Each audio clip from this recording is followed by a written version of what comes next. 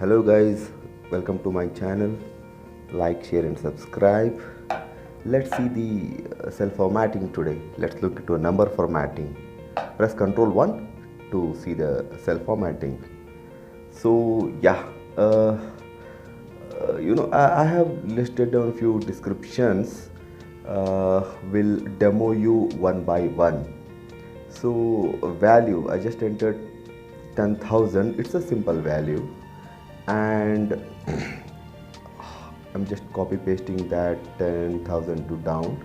So let's see how we can get the two decimal points. So I have pressed Ctrl 1. Let's go to number, and there you can see a decimal places. Just 2. Okay.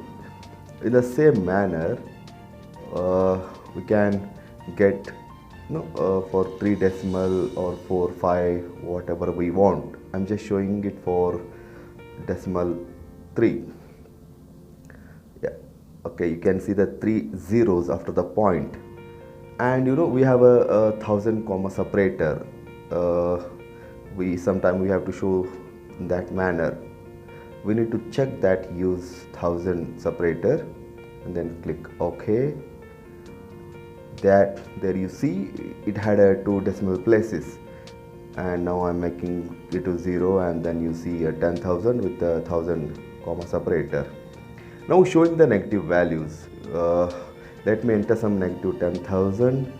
Control 1 and go to number, and the first, it shows the negative number in red.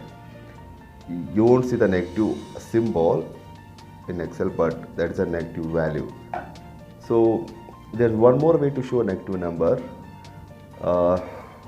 Minus 10,000, formatting, come to number and the bracket. This is with the just bracket with a black color. So I'm just removing the decimal places.